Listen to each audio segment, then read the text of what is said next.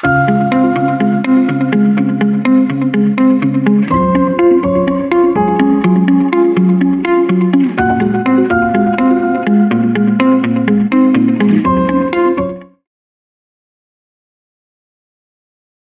Students. আজ আমরা class 11 এর ফার্স্ট চ্যাপ্টার ট্রিগোনোমেট্রি ডিসকাস করব। তো ট্রিগোনোমেট্রি তোরা ক্লাস 10 এ অনেকেই পড়ে এসছিস। তো সেখানে তোরা দেখেছিস যে ট্রিগোনোমেট্রি মানে হচ্ছে বেসিক্যালি রাইট অ্যাঙ্গেল ট্রায়াঙ্গেলের উপর বেস করে একটা কনসেপ্ট। তো সেই কনসেপ্টের উপর বেস করে আজকে আমরা দেখব যে ট্রিগোনোমেট্রিতে ট্রিগোনোমেট্রিক্যাল রেশিও। ট্রিগোনোমেট্রিক্যাল রেশিও বলতে আমরা অ্যাকচুয়ালি কি বুঝি? দেখ, ট্রিগোনোমেট্রি সবার ফার্স্টে তোদেরকে বুঝতে গেলে আগে তোদেরকে জানতে হবে হোয়াট ইজ ট্রিগোনোমেট্রি। ট্রিগোনোমেট্রি কি জিনিস আগে তোদেরকে জানতে হবে। ট্রিগোনোমেট্রি মানে হচ্ছে বেসিক্যালি যে ওয়ার্ডটা সেটা জেনারেলাইজড হয়েছে কিন্তু গ্রিক ওয়ার্ড থেকে।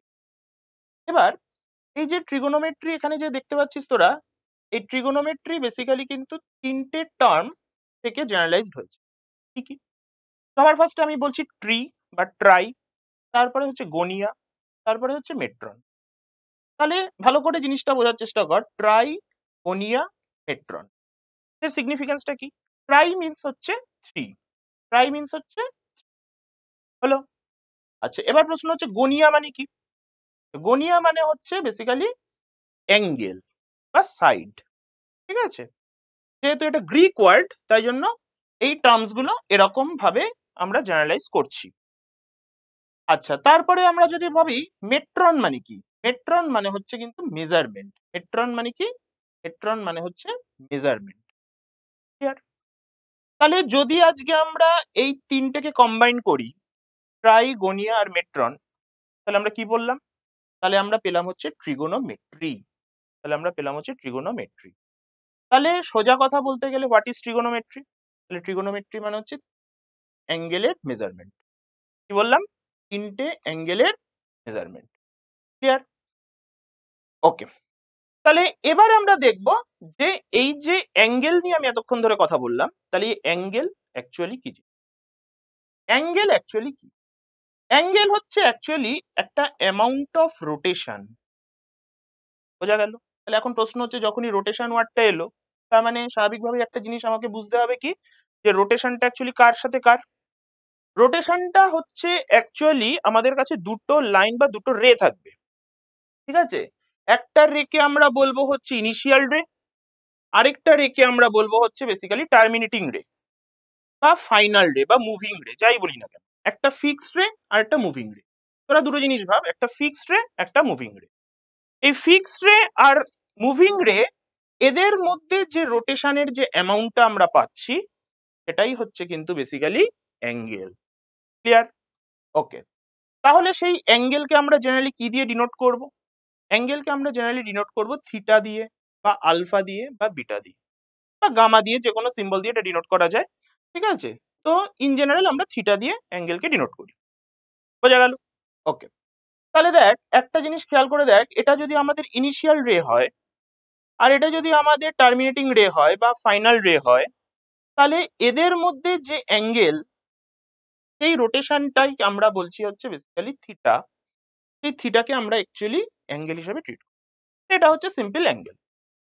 তো এখন তোদের মাথায় প্রশ্ন আসতেই পারে, তাহলে স্যার এই রোটেশনের বেসিসে অ্যাঙ্গেল কত রকম হবে? তা রোটেশনের বেসিসে এখন অ্যাঙ্গেল হচ্ছে দু রকম। একটা হচ্ছে পজিটিভ অ্যাঙ্গেল, একটা হচ্ছে নেগেটিভ অ্যাঙ্গেল। ভালো করে দেখ, পজিটিভ অ্যাঙ্গেল কাকে বলবো? পজিটিভ অ্যাঙ্গেল মানে হচ্ছে যে রোটেশনটা অ্যান্টি ক্লকওয়াইজ ডিরেকশনে থাকবে। যে রোটেশনটা অ্যান্টি ক্লকওয়াইজ ডিরেকশনে থাকবে তাকে আমরা বলবো হচ্ছে পজিটিভ অ্যাঙ্গেল। ক্লিয়ার? তাহলে অবশ্যই মাথায় রাখ, অ্যান্টি ক্লকওয়াইজ ডিরেকশন মানে হচ্ছে পজিটিভ। তাহলে যখন উল্টোটা হবে ক্লকওয়াইজ ডিরেকশন, তার মানে সেটা হয়ে যাবে নেগেটিভ। ক্লিয়ার? তাহলে একটা জিনিস খেয়াল কর, যদি আমাদের এটা ইনিশিয়াল রে হয় আর এটা যদি আমাদের ফাইনাল রে বা টার্মিনাল রে হয়, তাহলে এই যে ডিরেকশনটা দেখ, ঘড়ি যেদিকে ঘুরছে তার ঠিক অপোজিট ডিরেকশন মানে অ্যান্টি ক্লকওয়াইজ ডিরেকশন, সেটাকে আমরা বলছি থিটা। তাহলে এই থিটাটা হচ্ছে পজিটিভ থিটা বা পজিটিভ অ্যাঙ্গেলের থিটা। ক্লিয়ার? ওকে। এবারে আমি চলে আসছি নেগেটিভ অ্যাঙ্গেল। নেগেটিভ অ্যাঙ্গেল কাকে বলবো তাহলে?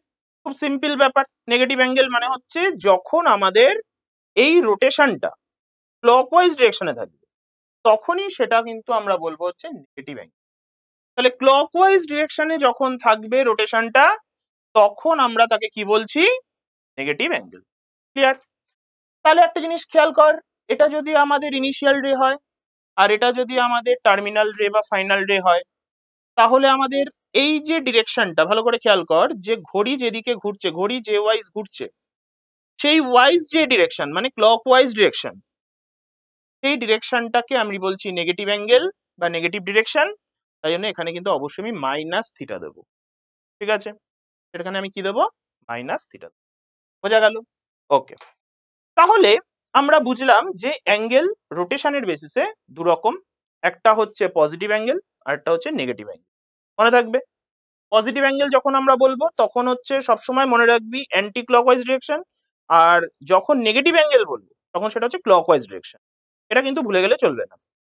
ওকে, এবারে আমরা চলে আসছি এই যে অ্যাঙ্গেলের আমরা এখন মেজারমেন্ট কিভাবে করব। এটা আমাদের এখন খুব ইম্পর্টেন্ট একটা ফ্যাক্ট, যে অ্যাঙ্গেল তো শিখলাম, অ্যাঙ্গেল তো বুঝলাম, এবার অ্যাঙ্গেলের মেজারমেন্ট আমাদের করতে হবে। অ্যাঙ্গেলের মেজারমেন্ট আমরা কিভাবে